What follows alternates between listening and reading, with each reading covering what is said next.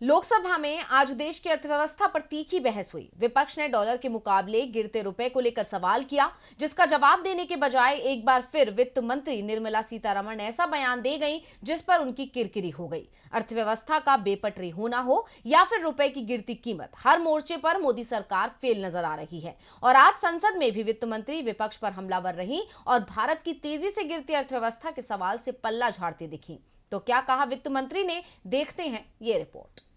देश की मौजूदा अर्थव्यवस्था और बढ़ती महंगाई, इन दोनों ही मोर्चों पर बीजेपी सरकार पूरी तरह से फेल दिखती है, ये कहना है विपक्ष का। लेकिन उसके बावजूद देश की वित्त मंत्री आज भी लोकसभा में अर्थव्यवस्था और महंगाई के मुद्दे पर बचती नजर आई।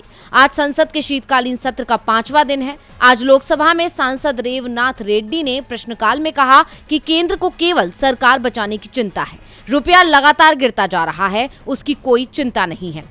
कांग्रेस सरकार में जब डॉलर के मुकाबले रुपया 66 रुपए था तो बीजेपी कहती थी कि रुपया आईसीयू में चला गया। आईसीयू से आगे के दो रास्ते होते हैं, पहला रास्ता ठीक होकर घर आना और दूसरा आईसीयू से सीधा मरचुरी में जाना। अब तो रुपया सीधा मरचुरी में चला गया है। मैं वित्त मंत्री से पूछना चाहता हूं कि रुपया को ठीक करके वापस घर लाने का कोई प्लान है क्या?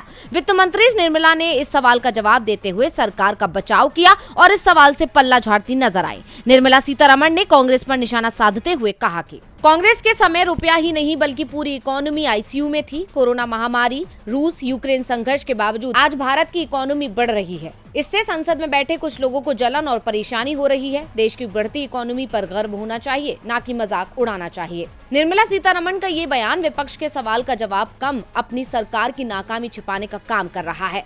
आपको बता दें कि सीतारमण का 2019 में एक वीडियो वायरल हुआ था जिसमें प्याज की बढ़ती कीमतों के बारे में सवाल पूछा गया था। इस पर सीतारमण ने कहा था कि वो ज्यादा प्याज नहीं खाती।